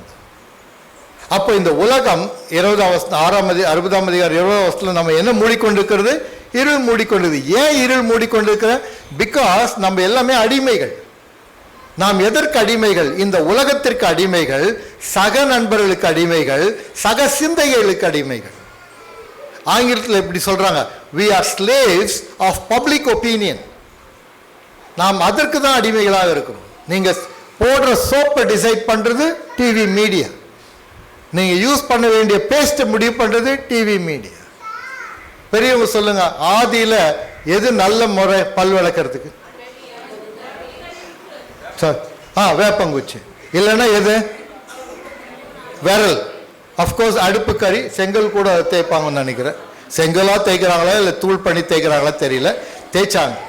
ஆனால் விரல் இல்லைன்னா வேப்பங்குச்சி. நான் உங்களுக்கு வேணும்னா முடிஞ்சவளவு கேளுங்க, கூகுளில் ஓப்பன் பண்ணி காப்பிக்கிறேன். இந்த செஞ்சுரியில் சயின்டிஃபிக் ரிசர்ச் என்ன சொல்லுதுன்னா, பல் வளர்க்கறது பெஸ்ட் மெத்தட் சூ பண்ணுறது தான். ஸோ இப்போ என்ன ஆயிடுச்சு? நம்ம ஆதியில் பண்ணது என்னன்னு சொல்றாங்க சயின்டிஃபிக் கம்யூனிட்டி, கரெக்டுன்றாங்க. நான் ஆச்சரியப்பட மாட்டேன். இன்னும் 6 மாசத்துல கோல்கேட்டே வேப்பங்குச்சியை வித்தா கூட நான் ஆச்சரியப்பட மாட்டேன். கோல்கேட் வேப்பங்குச்சி. நம்ம என்ன பண்ணுவோம்? வீட்லயே வேப்பங்குச்சி தூங்கின்னு இருக்கும். ஆனாலும் மால் போய் வண்டி தள்ளின்னு போய் 4 வேப்பங்குச்சியை உள்ள போட்டு வந்தாதான் நமக்கு திருப்தி. ஏன்னா we are addicted. அப்போ நம்முடைய கடந்த இது எல்லாமே அதை இருள மூடிக்கொண்டுக்கிறார். Nothing is decided. நீங்க சாப்பிட்ற பொருள் உங்களால், ஒரு உதாரணத்துக்கு இந்த பகுதி இருக்கிற எல்லாருக்கும் நான் கொக்கோ கோலா கொடுக்குறேன்னு வச்சுக்கோங்க. சும்மா சொல்றேன், முடிஞ்ச உடனே ஏன் சார் கொடுக்கலன்னு கேட்காதீங்க. இந்த பக்கம் இருக்கிறவங்களுக்கு கொக்கோ கோலா கொடுக்குறேன், இந்த பக்கம் இருக்கிறவங்களுக்கு ராகி கஞ்சி கொடுக்குறேன். உங்களுடைய எண்ணம் எப்படி இருக்கும்? நீங்க அட்லீஸ்ட் ஒருத்தராவது ஏன் சார் எங்களுக்கு கஞ்சி கொடுத்துங்கிறீங்க, அவங்களுக்கு என்ன கொடுக்குறீங்க? கொக்கோ கோலா கொடுக்குறீங்க. நான் கொடுத்தது எது நல்லது? இன்றைக்கு உலகம் கொடுக்கறத தான் குடிச்சுக்கிறோமே தவிர வேதம் கொடுக்கறது நம்ம. அப்போ இந்த உலகம் சபிக்கப்பட்டது, மக்கள் சபிக்கப்பட்டது, நேரம் சபிக்கப்பட்டது, இடம் சபிக்கப்பட்டது, இவைகள் எல்லாம் சபிக்கப்பட்டதுன்னா அப்ப நாம் வாழும் வாழ்க்கை சபிக்கப்பட்ட வாழ்க்கையா? 2 கொரிந்தியர் 5ஆம் அதிகாரம் 21ஆம் வசனம்.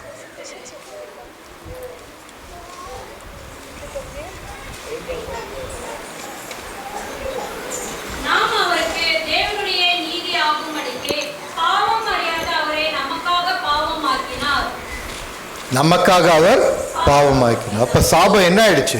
எடுக்கப்பட்டது. இது சபிக்கப்பட்ட நிலம். கர்த்தர் கிருபையும் சத்தியமும் நிறைந்தவர். கர்த்தர் மாற்றி சத்தியத்தின்படி நாம் மரிக்க வேண்டும், சத்தியத்தின்படி நாம் தண்டிக்கப்பட வேண்டும். ஆனால் கிருபையினால் நாம் ரட்சிக்கப்பட்டோம். ஏனென்றால் அந்த பாவத்தை கர்த்தர் விலக்கல. அப்பால் இப்போ சொல்லல. அவர் என்ன சொல்றாரு? அந்த பாவத்தை எல்லாம் அவர் எடுத்துக்கொண்டார். இப்ப அந்த சாபம் இல்லாத வாழ்க்கையை நமக்கு தந்திருக்கார், ஆசீர்வாதமான வாழ்க்கையை தந்திருக்கிறார். இதற்கு மேலும் நாம் தேடும் ஆசீர்வாதம் என்ன? கர்த்தருக்குள் வளரும் வளர்ச்சி தான் கர்த்தர் நம்ம கட்டளையிடுறார். அதான் 2 கொரிந்தியர் 5:21 நம்ம பார்க்கிறது. யோவான் 1ஆம் அதிகாரம் 29ஆம் வசனம் வாசிக்க கேட்டது. மறுநாளிலே யோவான் இயேசுவை தன்னிடத்தில் வர கண்டு, இதோ உலகத்தின் பாவத்தை சுமந்து தீர்க்கிற தேவ ஆட்டுக்குட்டி. இதோ உலகத்தின் பாவத்தை சுமந்து தீர்க்கிற தேவாட்டு. அந்த ஒரே லைன்ல ஹோல் பைபிளே போய் நம்ம அதை நிறைய தடவை பாடுவோம், அப்படியே பாடிடுவோம். டியூன் கரெக்டா இருக்குதா, நோட் கரெக்டா இருக்குதான்னு போயிடுவோம். ஆனா வசனத்தை உன்னிப்பா கவனிச்சு பாருங்க. இதோன்னா லுக், இப்பொழுது உலகத்தின், அதாவது உங்களுடைய என்னுடைய பாவத்தை சுமந்து தீர்க்கிற தேவாட்டு. அப்ப இன்றைக்கு ஆன ஆசீர்வாதம், புத்தாண்டின் ஆசீர்வாதம் என்ன? ஏற்கனவே கர்த்தர் கொடுத்தாயிற்று. அந்த ஆசீர்வாதத்தை நம்ம பெற்றுக்கொண்டோம். அந்த ஆசீர்வாதம் நம்ம கருத்துல இருக்கு. அப்போ செய்தியினுடைய 2ஆம் பகுதிக்கு போகிறேன். இப்போ தான் 2ஆம் பகுதிக்கு போகிறீங்களான்னு பயந்துடாதீங்க, சுருக்கமாக சொல்கிறேன். இது வரைக்கும் நீங்கள் கேட்டது கர்த்தர் நம்ம கட்டளையிட்ட ஆசீர்வாதமும் ஆசீர்வாதத்தை பெற்றுக்கொள்ளாவிட்டால் எப்படி சாபம். ஆதியாகமம் 3ஆம் அதிகாரம் 7ஆம் வசனம். நீ நன்மை செய்தால் உனக்கு மேன்மை இல்லையோ? நீ நன்மை செய்யாதிருந்தால் பாவம் வாசற்படியில் படுத்திருக்கும், அவன் ஆசை உன்னை பற்றியிருக்கும், நீ அவனை ஆண்டு கொள்வாய் என்றார். பாவம் எங்க இருக்கு? வாசற்படியில் படுத்துக்கொண்டு. சர்ச் வாசல் என்ன இருக்கு? என்ன படுத்துன்னு இருக்கு? ரியாலிட்டி. உங்க வீட்டு வாசல் என்ன படுத்துன்னு இருக்கு? பாவம் படுத்துன்னு இருக்கு. செல்லும் சாலையில் என்ன படுத்துன்னு இருக்கு? எப்ப முழுங்கலான வகை தேட்டர் இருக்கு. அதனால்தான் யோபு அந்த சோதனைக்கு வரும்போது சாத்தான் போய் என்ன கேட்கிறாரு? யோபு சுத்தி நீங்க என்ன போட்டிருக்கீங்க? வேலியை போட்டிருக்கீங்க. அந்த வேலியை எடுத்தாதான் என்ன பண்ண முடியும்? உள்ள போக முடியும். இன்றைக்கு நம்ம வீட்டை சுத்தி என்ன போடப்பட்டிருக்கு? வேலி போடப்பட்டிருக்கு. இஸ்ரவேல் மக்கள் அந்த சங்காரக்காரன் இறங்கும் போது இஸ்ரவேல் மக்கள் யூத மக்கள் வீட்டில் மட்டும் அந்த மரணம் நுழையில. ஏன்? என்ன போட்டப்பட்டிருந்தது? வாசல்ல ஆட்டுக்குட்டியின் ரத்தம் போட்டிருக்கு. நம்ம வீட்டு வாசல்ல என்ன போட்டிருக்கு? இயேசு கிறிஸ்துனுடைய ரத்தம் தெளிக்கப்பட்டிருக்கிறது. நம்ம பயணப்படும் போது நம்ம மேல என்ன தெளிக்கப்பட்டிருக்கிறது? இயேசு கிறிஸ்துனுடைய ரத்தம் தெளிக்கப்பட்டிருக்கு. அப்ப அந்த வேலியை நம்ம ஓபன் பண்ணி விட்டுட்டோம்னா பின்னால சாத்தான் உள்ள வந்துட்ட பிறகு நீ எப்படி வந்த, ஏன் வந்த, அதை துரத்துனா எப்படி? எங்க வீட்டில் ஒரு எலி ஒன்று வந்துடுச்சு. இந்த எலியை துரத்துட்டு நான் பட்ட பாடு இருக்கு பாருங்க. அது ஒரு வழியாக கட்டப்பட்டு துரத்திட்டேன். துரத்துறதுக்கே நான் நிறைய இடத்துல ஓடுதுன்னு கஷ்டப்பட்டு அதை கண்டுபிடிச்சி துரத்திட்டேன். இப்போ கொஸ்டின் என்னன்னா, நானும் என் ஒய்ஃப் அன்னைக்கு நைட் ப்ரேயர் அப்போ உட்காந்து எப்படி இந்த எலி வந்துச்சு? இந்த ப்ரேயர் டைமில் தான் அவங்க டிஸ்கஷன் என்னன்னா, எலி ஏன் வந்துச்சு? ஒன்று, வீடு சுத்தமாக இல்லை. வீடு தினமும் சுத்தமாக இருந்தால் என்ன ஆகும்? எலி வர முடியாது, தங்க முடியாது. ரெண்டாவது, எலி தங்கத்துக்கு இடம் இருக்கிறதால தான் உள்ள வருது. சரி, எலியை துரத்திட்டோம். இப்போ அட்டு செய்ய வேண்டியது என்னது? இனி வரக்கூடாது எலி. அன்னைக்கு நைட்டு தான் எனக்கு தோன்றியது, பாவமும் அப்படிதான். பாவம் வர்றதுக்கு இடம் கொடுக்குறோம், அசுத்தமாக வச்சுக்கிறோம், தங்கறதுக்கு இடம் கொடுக்குறோம், எல்லாம் செஞ்சு விட்டுட்டு பாவம் வந்துடுச்சுன்னா ஏன் வராது? கட்டாயம் வரதான் செய்யும். 10 வருஷம் சிகரெட் பிடிச்சிட்டு காசு நோய் வந்துடுச்சுன்னா காசு நோய் வந்துடுச்சு. கர்த்தர் ஏன் இதை அனுமதித்தார்? அவர் எங்க அனுமதித்தார்? நம்ம தம்மஸ்ட் டிபி வந்தா அவரை பிடிச்சிட்டு நீர் ஏன் அனுமதித்தீர், ஏன்னு சோதிக்கிறீர்னா அவர் ஒண்ணுமே சோதிக்கல. அப்படி சோதிக்கிறவரும் இல்லை அவர். ஆனா நம்ம செய்யறது எல்லாம் நம்ம என்ன பண்றோம்? பாவம் நம்மை வாசற்படியில் படுத்துக்கொண்டு. அப்ப இன்றைக்கு நாம் கர்த்தருடைய அந்த போட்ட வேலையை என்ன பண்ணக்கூடாது? பிரிக்கக்கூடாது. அந்த வேலையை ஸ்திரப்படுத்தி கொண்டு வாழ கர்த்தர் அழைக்கிறார். ஸோ முதல் பகுதி. 2ஆம் பகுதி. ஸோ முதல்ல இருந்து நான் என்ன சொல்றேன்? மைண்ட் செட், மனோபாவம், கிறிஸ்துவ மனோபாவம். ஸோ 2025 நான் எந்த மைண்ட் செட்டோட உள்ள நுழையணும் அதை அறிந்து கொள்ள ஒரு நிகழ்ச்சி. உங்களுக்கு நல்லா தெரியும், நிதானமாக வீட்டில் படிங்க. ஆனால் ஒருத்தர் மட்டும் 2 பகுதியை ஒருத்தர் படிங்க. என்னாகமம் 13ஆம் அதிகாரம் 26 33 மட்டும். என்னாகமம் 13 26 33. இதை பிரீஃபாக சொல்கிறேன். என்னாகமத்தின் நிகழ்வு என்ன? இஸ்ரவேல் மக்கள் எருசலேம் கானானுக்குள்ளே போகணும். ஆயத்தப்படும் போது 12 உளவாளிகளை அனுப்புகிறாங்க. உளவாளிங்க வந்து என்ன சொல்கிறாங்க? அந்த தேசம் பால் ஓடுது, தேன் ஓடுது, மாதுளம்பழம், திராட்சை எல்லாம் இருக்குது. கொஞ்சம் கூட சாம்பிள் கூட எடுத்துன்னு வந்துக்கிறாங்க, காமிச்சாங்க, எல்லாம் நல்ல. ஆனால் அங்கே பலவான்களும் ராட்சதர்களும் இருக்கிறாங்க. அவ்வளோதான். இஸ்ரவேல் மக்கள் மனமுடிந்து அழுது கதறி, நாங்கள் எகிப்திலே நல்லா இருந்தோம், அங்கேயே சாப்பிட்டுன்னு இருந்தோம், அங்கேயே கறி கடிச்சிச்சு ஃப்ரீயாகவே, எங்களை கூட்டின்னு வந்து வனாந்தரத்தில் வந்து பலவான்கள் மடுவில் மாட்டி சாகடிக்கிறீங்களே. இதுதான் ஒரு பகுதி. இதுவும் இன்றைக்கு நாம் 2025 நோக்கும் எண்ணத்திற்கு உட்பட்டது. 2025 எப்படி இருக்க போகுது? பாலும் தேனும் இருக்குமா? இருக்கும். ஆசீர்வாதமாக இருக்குமா? இருக்கும். அதை கடந்து செல்லும் போது பிரச்சனைகள் இருக்குமா? இருக்கும். பலவான்களை சந்திப்போமா? சந்திப்போம். ராட்சதர்களை சந்திப்போமா? சந்திப்போம். இப்பவே சந்திச்சுங்கிறோம். அப்போ எங்க சார் அதெல்லாம் ஞாபகப்படுத்தாதீங்கன்னு. அப்போ நம்ம செல்லும் போது 2025 இவைகள் எல்லாம் இருக்கும். ஒரு சஞ்சலத்தோட பாரத்தோட உட்காராதீங்க. அடுத்து படிச்சு பாருங்க. 14ஆம் அதிகாரம் 9ஆம் வசனம். காலேப் சொல்கிற கர்த்தருக்கு பதில். விரோதமாக மாத்திரம் கலகம் பண்ணாதிருங்கள். அந்த தேசத்தின் ஜனங்களுக்கு நீங்கள் பயப்பட வேண்டியதில்லை. அவர்கள் நமக்கு இரையாவார்கள். அவர்களை காத்த நிழல் அவர்களை விட்டு விலகி போயிற்று. கர்த்தர் நம்மோடு இருக்கிறார், அவர்களுக்கு பயப்பட வேண்டியதில்லை என்றார்கள். கர்த்தர். அப்ப 2025க்கு என்டர் ஆகும்போது நம்ம என்ன மனோபக்குவத்தை எடுக்கிறோம்? கர்த்தர் நம்மோடு இருக்கிறார். எந்த வசனம் அன்னைக்கு கிடைச்சாலும் சரி, வசனம் கிடைத்தாலும் சரி, கிடைக்கலனாலும் சரி, நாம உட்காந்து வேத வசனத்தை படிச்சு 2025க்குள்ள தெளிவான திட்டத்தை போட்டு செல்லும். ஏனோ தானோ இன்னைக்கு நாளைக்கு அந்த நாளைக்கு கிடையாது. கர்த்தர் தெளிவா சொல்றாரு. யாக்கோபின் புத்தகத்தில் எழுதப்பட்ட ஒரு காரியம் நாளைக்கு நீ எங்க இருப்பான்னு சொல்ல முடியாது. ஆனால் என்ன சொல்றார்? கர்த்தருக்கு சித்தமானால் அப்படின்ற. வேலை செய்யற இடத்துல திட்டம் போடுறோம், எல்லாத்துக்கும் திட்டம் போடுறோம், எல்லாம் போடுறோம். ஆனா தனிப்பட்ட வாழ்க்கை, ஸ்பிரிச்சுவல் லைஃப்க்கு திட்டமே இல்லை. 2025க்கு இயர் பிளான் என்ன? நடக்குமா நடக்காது கர்த்தருடைய சித்தம். ஆனா நீங்க ஒரு திட்டத்தை போட்டு கர்த்தர்கிட்ட வைக்கணும்.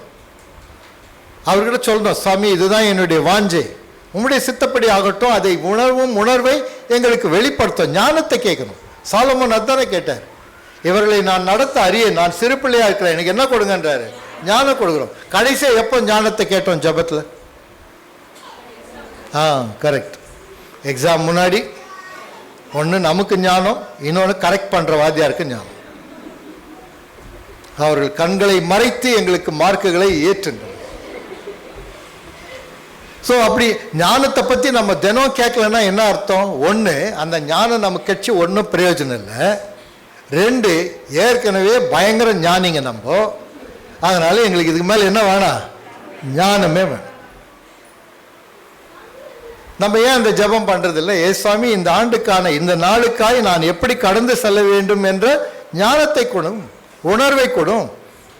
குடும்பத்தில் பிரச்சனைகள் உண்டு, என்னை மாற்றிக்கொள்ள கர்த்தர் நீர் போதித்தரலும். மற்றவங்களை மாற்றுறதுக்கே ஜபம் பண்ணுகிறோம். எனக்குள்ள குறைகள் என்ன அறிந்து கொள்ள என்னை சுவாமி என்னோடு பேசும். So transformation begins at home. மாற்றங்கள் நம்முடைய தனிப்பட்ட வாழ்க்கையில் வருது, நம்முடைய குடும்ப வாழ்க்கையில் வருது. அதுக்குள்ள வர்றதுதான் வெளியே வரும். நான் என்னை மாற்றிக்கொள்ளாமல் என்னுடைய குடும்ப, நீங்க ஒரு ஃபேமிலி சண்டே அப்படின்னு இருக்குமா தெரியல, ஃபேமிலி சண்டே வச்சிங்கன்னா நான் அதில் செய்தி பகிர்ந்து கொள்ளணும். முதலாவது என்னுடைய குடும்பத்தில் நான் ஒரு கர்த்தருக்குள் வாழும். சஞ்சலங்கள் உண்டு, பாரங்கள் உண்டு, அதை பற்றிலாம் இல்லை, பிரச்சனை கிடையாது. நான் ஒரு தடவை என்னுடைய ஆலயத்தை நான் டீட்டெயிலாக சொல்லலை.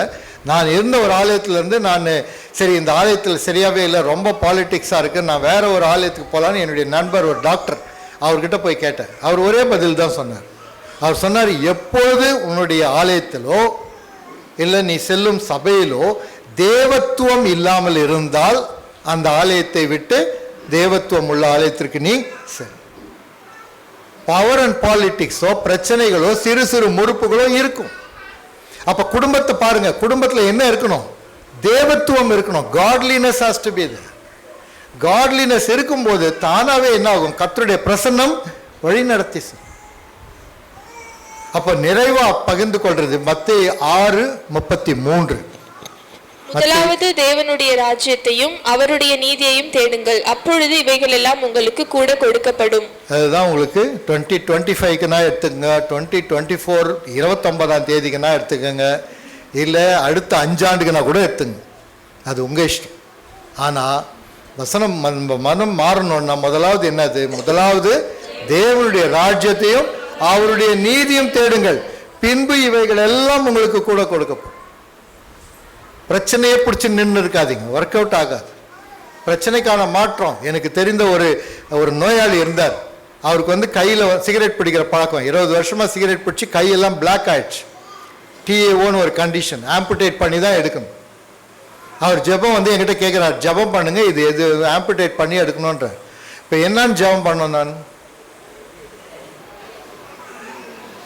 நீங்களே சொல்லு. நீங்கள் சொல்கிறது பார்த்தா இந்த மாதிரி ஆளுக்கெல்லாம் ஜபமே பண்ணாதீங்க சார், கையினா போட்டோம் காலெலாம் போட்டோன்ற மாதிரி இருக்கு. பொதுவாக நம்ம என்ன ஜபம் பண்ணுவோம்? கர்த்தாவே அந்த ஆப்ரேஷன் நேரிடாமல் காத்துக்கொள்ளுங்கள், இந்த இது காத்துக்கொள்ளுங்கள். ஆனால் கர்த்தர் எனக்கு சொல்கிற பதில் என்னன்னா, அவன் 20 வருஷமாக என்ன பண்ணுறாரு? சிகரெட் பிடிச்சுங்கிறாரு. இப்போ நீ கை ஆப்ரேஷனே ப்ரிவென்ட் பண்ணால் கூட அவர் என்ன பண்ண போகிறாரு? சிகரெட் பிடிக்க போகிறாரு. கர்த்தருக்கு கை முக்கியமா ஆத்துமா முக்கியமா? ஆத்துமா முக்கியம். அப்போ என் ஜெபம் என்னவா இருக்கும்? எஸ் சுவாமி, இவன் இந்த தீய பழக்கத்திலேருந்து விடுபடணும். கை போதோ கால் போதோ தீய பழக்கத்திலேருந்து விடுபடணும், ஆத்துமா ரட்சிக்கப்படணும். இதையே நமக்கு திருப்பி போட்டு பாருங்க. என்னுடைய வாழ்க்கையின் பிரச்சனைகளுக்கு நான் என்ன ஜெபிக்கணும்? எஸ் சாமி, இந்த பிரச்சனை இருக்கு, இது இருக்கட்டும் ஒரு பக்கம். நீர் என்னை மாற்றும், என்னை திருத்தும், உம்முடைய பிள்ளையாய் நடக்க எனக்கு வழியை காட்டும், உம்முடைய வசனத்தை எனக்கு போதியும், என்னை உணர்வுள்ளவனாக்கும், என்னை உயிர்ப்பியும். அப்ப என்ன ஆகும்? இந்த பிரச்சனை எப்படி தீர்க்கிறதோ இதனுடைய வர இதுவும் சந்திக்க நான் முடியும். நான் முதல்ல சொன்ன மாதிரி புற்றுநோய் டயக்னோஸ் ஆகும்போது எல்லாமே திகைச்சு நின்னும். ஆப்ரேஷன் பண்ணாங்க. எனக்கு ஆப்ரேஷன் ஸ்கார் இன்னும் இருக்கு, லேப்ராட்டமி இங்கிருந்து இது வரைக்கும். ஆனால் கர்த்தருடைய பெரிதான கிருபையில் அந்த புற்றுநோய்க்கான ட்ரேஸே இல்லை. ஏன்னா ஸ்மோக்கர், நான் அப்போ ஸ்மோக்கிங்கில் இருந்தேன். பர் டே ஒரு பேக்கெட்டாவது இருக்கும். ஆனால் அது என்னாச்சு, மாற்றம் வந்து உடனே நான் ரொம்ப பக்திமான் ஆயிடல. அன்னைக்கே நான் பெரிய இதெல்லாம் ஒன்றுமே ஆயிடல, சாதாரணமாக தான் இருந்தேன். ஆனால் கர்த்தருடைய பெரிதான கிருபையை உணர ஆரம்பித்தேன். கர்த்தருடைய பிரசன்னத்தை உணர ஆரம்பித்தேன். என்னுடைய வாழ்க்கையில் மாற்றத்தை கொண்டு வந்தது எரேமியா 33:3. உங்களுக்கு நல்லா தெரியும். என்னை நோக்கி கூப்பிடு, அப்பொழுது நான் உனக்கு நீ அறியாதும் உனக்கு எட்டாதுமான பெரிய காரியங்களை உனக்கு அறிவிப்பேன். அப்படின்னு யார்கிட்ட சொன்னார் கர்த்தர்? டாக்டர் கிட்ட சொன்னாரா, நர்ஸ் கிட்ட சொன்னாரா, டீச்சர் கிட்ட சொன்னாரா? எல்லார்கிட்டையும் சொன்னார். கர்த்தருடைய வார்த்தையை கேட்ட சிறு பையன் யாரு? இந்த ஸ்டேஜ் மேல 2 பேர் இருக்கிறாங்க, அதே பையன் சாமுவேல். சாமுவேலை கூப்பிடுற, ஏலிக்கு தெரியல, ஏலி கூப்பிடல கர்த்தர்.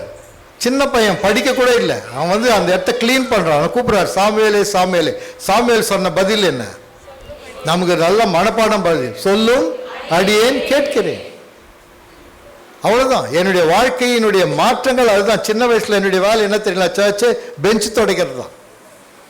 வந்து பெஞ்சு துடைக்கிறதும் வசனம் படிக்கிறதே தான் எனக்கு கொடுத்தது. வாய்ஸ் எல்லாம் பிக்கப் ஆந்து இங்கே வசனம் படிச்சு பைபிள் ரீடிங் பண்ணி தான் பெஞ்செல்லாம் துடைச்சிட்டு ரெடியாக நிற்பேன்.